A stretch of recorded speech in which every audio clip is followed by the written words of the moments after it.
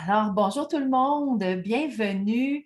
J'ai envie aujourd'hui de vous présenter une femme d'exception, une femme exceptionnelle dans le domaine de l'hypnose.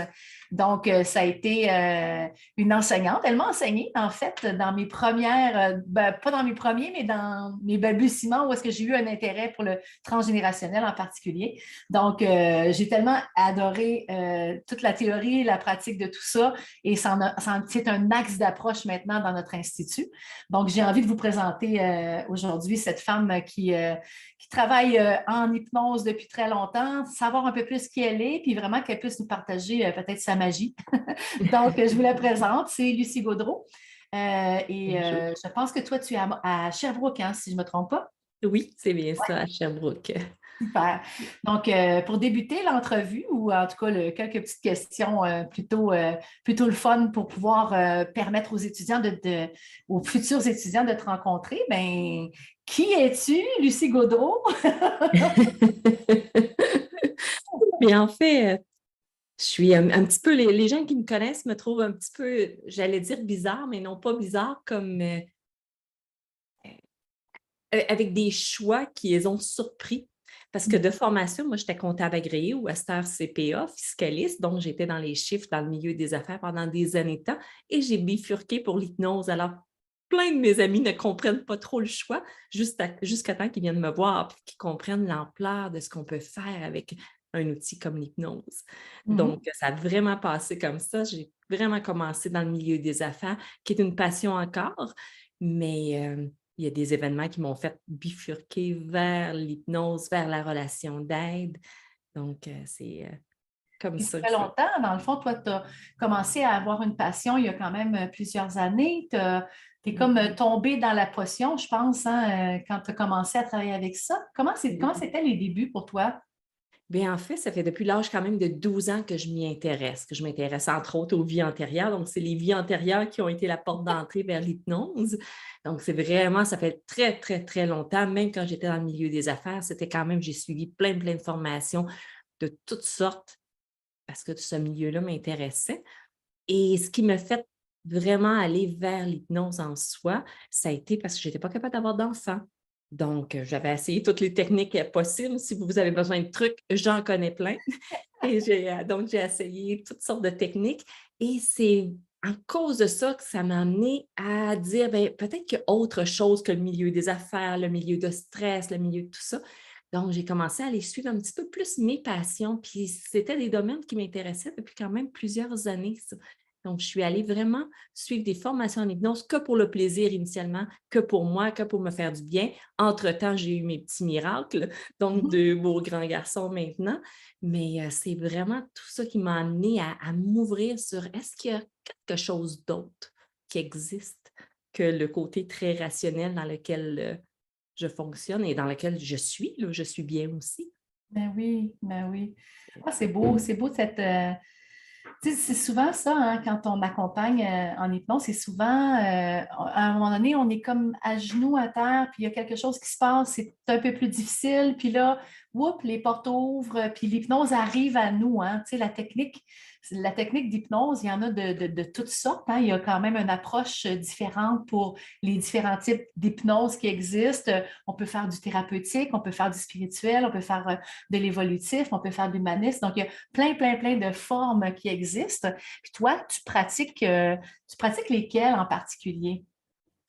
Bien, en fait, quand j'ai commencé l'hypnose, c'est certain que la rationnelle en moi a été suivre les cours d'hypnose classique, donc plus du type ericksonien, quand même humaniste un peu, classique, etc.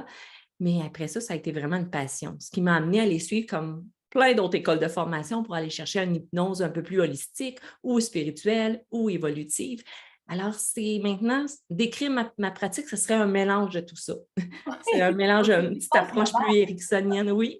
Une approche un peu plus ericksonienne parce que elle est très enveloppante. Puis je pense que je suis quand même quelqu'un d'assez enveloppante dans la vie, donc très enveloppant, mais avec tout le côté plus humaniste ou holistique qui va être allé dans le déblocage, d'aller dans enlever ce qui manque. Puis tout le côté après ça, spirituel ou évolutif, de dire, ben oui, il y a peut-être autre chose dans la vie, puis on devrait s'y intéresser. Ouais, c'est génial. Puis est-ce que toi, tu utilises l'hypnose dans ta vie au quotidien? Est-ce que c'est comme rendu un art de vivre pour toi ou si vraiment tu sectionnes un peu encore ça?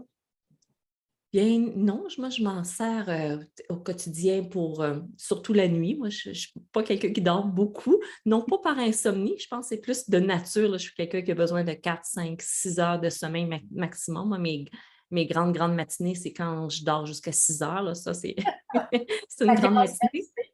Donc, la nuit, c'est souvent ma période où je vais explorer. Alors, c'est là que je vais aller faire soit de l'auto-hypnose, travailler sur des choses soit que je veux arranger, ou soit juste pour grandir, évoluer, ou contacter d'autres, par exemple, une vie antérieure ou un guide. Donc, c'est quand même quelque chose, peut-être pas quotidien, mais en tout cas hebdomadaire, certainement. c'est beau. Puis dis-moi, raconte-moi un petit peu peut-être, disons, ce que, ben, moi j'ai envie de dire comment on s'est rencontrés. On s'est rencontrés quand même dans une autre école d'hypnose.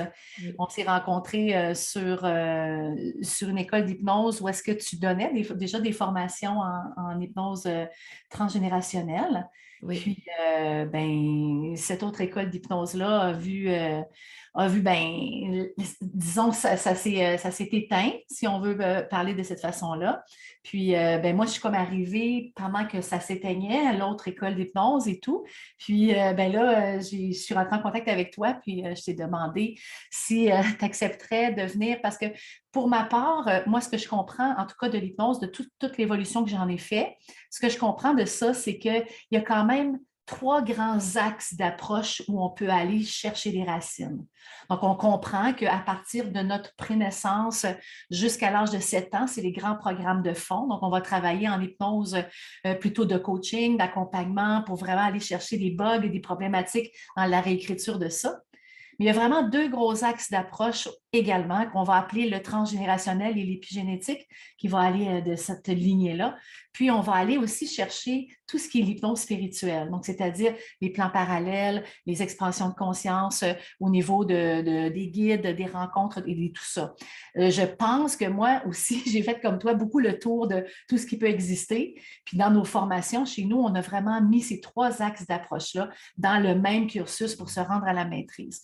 Donc, quand tu es arrivé avec nous, ben, tu m'as dit oui parce que tu as pris en charge vraiment la maîtrise. Hein. Chez nous, c'est les maîtres qui vont se rendre dans ce domaine-là. Juste me parler un peu de ce que toi, tu offres chez nous. Bien, le premier point qui est vraiment une passion, mais en fait, tout est une passion, mais le premier, c'est le transgénérationnel. Parce que le transgénérationnel, je trouve, c'est un outil extraordinaire qui vient compléter.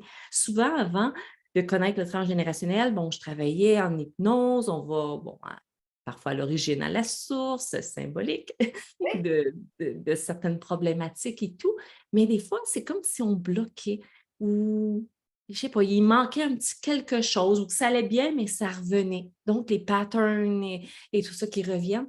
Et quand j'ai connu le transgénérationnel, quand on a mixé ça avec l'hypnose, ça a été extraordinaire. Ça vient nous expliquer, c'est ça, d'où on vient. Ça vient nous expliquer certaines peurs, même certaines des phobies, certaines allergies, même ça vient travailler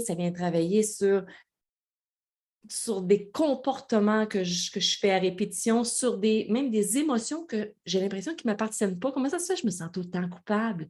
D'où que ça vient, ça? J'ai rien fait de mal à mon souvenir. Comment ça se fait? J'ai un sentiment de honte. Comment ça se fait que... Donc, transgénérationnel, c'est extraordinaire. C'est un outil qui, à mon avis, est un plus à aller travailler. Alors ça, c'était un des points que j'amène, puis effectivement, qui nous permet là, de grandir de façon différente, peut-être. Ça permet de te poser une question pour le transgénérationnel, peut-être pour ceux qui nous écoutent, qui commencent à comprendre que oui, ma mère, mon arrière-grand-mère, etc., et tout ça. Mais disons, si on peut donner, par exemple, une ligne directrice dans le transgénérationnel, moi, de ce que j'ai compris, puis que ce que je comprends, puis ce que j'applique, c'est que les enfants qui s'incarnent dans les lignées familiales viennent réparer les trucs qui existent dans l'arbre, mais qui ont été cachés. Est-ce que Oui. c'est vraiment ça l'origine d'aller chercher ça? Oui, c'est principalement ça. On dit, ben, première des choses, avec l'épigénétique, maintenant, c'est prouvé scientifiquement que ce n'est pas que des maladies qui sont transmises de génération en génération, mais bien aussi tous les blocages. Donc, si ça a été bloqué, par exemple, on parle d'un deuil, une mort d'un enfant inacceptable qui a été bloqué dans l'arbre, bien, souvent, il va y avoir des descendants qui naissent pour venir réparer ce deuil-là, pour venir le débloquer, si on peut dire. Puis on va voir, ça a vraiment des comportements, il y a vraiment même parfois des maladies en lien avec ce deuil bloqué-là. Donc ça, c'est une première des choses et on porte les blocages et effectivement, il y a même certains auteurs qui viennent dire on vient payer la dette de nos ancêtres. Donc, quand il y a eu des faillites, des abus, etc., mais encore une fois, il va y avoir des descendants qui vont venir porter ça pour les mettre en lumière et surtout pour les régler. Alors, est-ce que c'est moi qui vais être l'élu? Bien, je vais être l'élu pour certains trucs. Ça peut être mon frère, ma soeur pour certains autres. Et c'est ça qui est intéressant de la façon, nous, qu'on approche le transgénérationnel versus, je dirais, la psychogénéalogie, je m'excuse, c'est qu'on va aller travailler avec un tableau qui nous indique vraiment pourquoi moi, pourquoi pas ma soeur, pourquoi pas mon frère, alors que la psychogénéalogie, vont travailler souvent en général. Tu sais, on va voir, on va faire l'arbre, puis on va s'apercevoir, OK, il y a eu tel blocage, telle chose, puis on va regarder ce qui me parle. Mais de la façon qu'on l'approche, nous, à l'école, c'est vraiment avec un tableau, puis on comprend vraiment pourquoi plus moi que mon frère qui a cette problématique-là, pourquoi que j'ai peur, par exemple, de l'eau, mais pas mon frère, bien, c'est que je vais être en lien souvent avec quelqu'un qui s'est noyé dans l'arbre généalogique. Donc, ça, oui, On c'est a quand même accès aussi, tu sais, parce que je m'étais fait poser des questions dans le sens où il y a des gens qui m'ont dit, ouais, mais tu sais, des secrets, si ça ne se sait pas, comment on peut faire pour aller chercher des secrets qu'ils ne savent pas, oui. tu vois? Mais Fait c'est que- toute la beauté du symbolique. oui, C'est pour ça, parce que souvent, et si particulièrement au Québec, hein, quand je travaille avec des gens de l'Europe, on dirait qu'eux autres, ils ont accès à un arbre généalogique un peu plus détaillé. Nous autres, ici au Québec, on va avoir les noms, certaines dates, mais pas tant détaillées. Alors, il faut vraiment aller chercher avec des techniques symboliques, mais qui viennent se connecter à ce qu'on appelle l'inconscient familial, qui va aller chercher justement on ne cherche pas toujours à mettre en lumière le secret parce que ça pourrait créer peut-être certains traumatismes de dire, oh mon Dieu, puis est-ce que c'est vrai, est-ce que c'est pas vrai? On tombe tous dans la notion de faux souvenirs. Mais en allant travailler dans le symbolique, ça nous permet d'aller déloger un secret qui pourrait être là, symboliquement, puis après ça, nous libérer, nous. Puis vraiment, je suis une personne très cartésienne.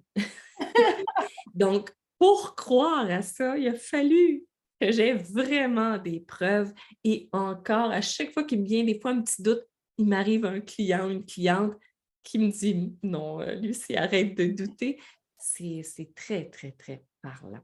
Donc ouais. ça, c'est extraordinaire. Fait que ça, c'est un des aspects que j'enseigne. Puis l'autre côté, bien, c'est effectivement l'hypnose qu'on qualifie de plus spirituelle. Pourquoi? Parce qu'on va travailler vie antérieure, vie parallèle, on va travailler dans l'entrevie, communication avec les défunts. Donc, ça aussi, ça apporte, c'est extraordinaire comme rencontre. C'est souvent dans ces rencontres-là qu'on a le plus d'émotions, qu'on va chercher de l'information. Puis encore une fois, on pourrait mettre en doute, est-ce que c'est vrai, est-ce que c'est pas vrai, cette vie antérieure-là?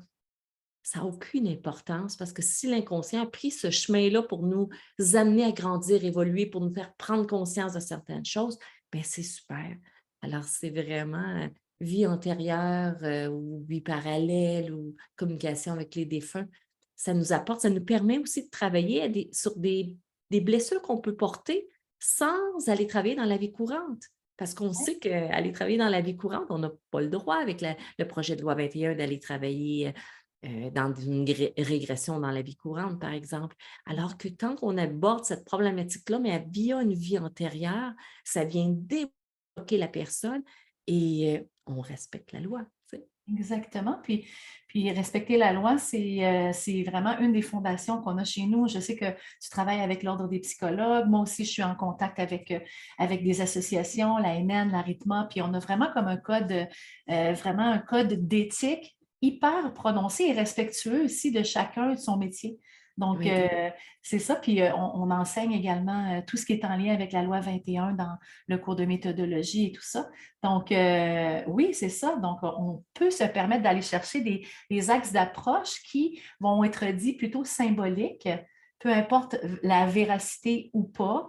Le scénario qui se passe à l'intérieur de nous donne tellement d'informations. Puis, tu sais très bien avec notre pratique hein, qu'on a au quotidien, je veux dire, des changements, des transformations majeures chez les gens, quasi, en fait, je dirais impressionnantes. Oui, Ouais. oui. Ah oui, c'est fascinant. Pour moi, c'est vraiment c'est de la fascination, c'est la passion. C'est dans une des écoles que j'ai suivies mes formations, il y avait un des professeurs qui disait: «Vous allez voir, vous n'aurez plus besoin d'aller au cinéma». Et Exact. c'est vraiment ce que je retrouve. C'est tellement passionnant, c'est tellement fascinant tout ce qui se passe. Et c'est surtout, ça nous permet de grandir, nous, en tant qu'être, parce qu'à travers ces rencontres-là, que ce soit l'hypnose, que ce soit le transgénérationnel ou l'hypnose spirituelle ou évolutive, ce que ça vient faire, c'est qu'on a des propres messages à travers l'évolution, à travers les contacts qui peuvent se faire, par exemple, avec un guide, avec un être de lumière, avec et encore là, sans dire que c'est vrai ou pas, je suis une cartésienne. Mais Et ce même, qu'on a même si tu es comme cartésienne, il y a toujours le principe d'archétype. Donc, oui, que ce soit un archétype qui vient nous parler ou que ce soit l'esprit de qui prend le thème d'un archétype, ça fait les transformations parce que c'est le langage de l'inconscient. c'est ça. Et C'est c'est ça. exactement ça. Ouais. Oui. Puis c'est ça qui est Ah, extraordinaire. Puis c'est ça qui remplit, puis c'est ça qui fait que, oui, après ce nombre d'années-là, c'est encore une passion, puis ça va continuer de l'être. ouais, c'est ça. Puis je suis bien d'accord avec l'enseignant qui t'a dit ça au niveau du cinéma. Hein. Je veux dire, moi, Oui. je passe mes journées au cinéma. C'est vraiment dans des scénarios, des situations intérieures. Qu'est-ce que tu dirais, toi, aux personnes qui cherchent une école d'hypnose ou qui ont envie de découvrir ça maintenant que tu es avec nous? Qu'est-ce que tu pourrais leur dire en lien avec de choisir? Bien, ce que je trouve le plus intéressant, puisque ce que ton école ou notre école aussi offre, c'est d'avoir une diversité. Parce que c'est pas pour rien que je suis allée chercher quatre, mais même 5 écoles de formation différentes, parce que dans mon temps, Oui. c'était très séparé. C'était de l'hypnose ericksonienne, c'était de l'hypnose spirituelle, c'était de l'hypnose humaniste. Et toutes ces approches-là sont extraordinaires. Puis ce que je trouve dans l'école de formation présente, c'est qu'elle offre ça. Fait que moi, ma première chose, c'est que je dirais, c'est permettez-vous la diversité. Puis le fait d'avoir aussi plusieurs professeurs, je trouve que ça aide à aller chercher notre essence à nous. Parce qu'il y a plusieurs personnes, surtout avant, lorsque j'enseignais à d'autres écoles, on me disait euh, euh, j'ai voulu continuer en hypnose à cause de toi. Pas parce que j'étais mieux qu'un autre, parce que mon approche, qui était une approche douce, enveloppante, correspondait plus. Alors que l'autre à côté pouvait dire hey, non, moi, c'est cette personne-là qui Ouais. va me plaire parce que son dynamisme, sa façon de foncer va être mieux. Alors, le fait d'avoir aussi plus qu'un professeur, je trouve que ça amène un plus. Je trouve que c'est vraiment, c'est ça. Ce qui est le plus important pour moi, c'est la diversité, c'est d'aller toucher à un paquet de choses pour se retrouver nous et pour, puisque pas un client pareil, mais pour être capable de connecter avec nos clients de façon particulière. Oui.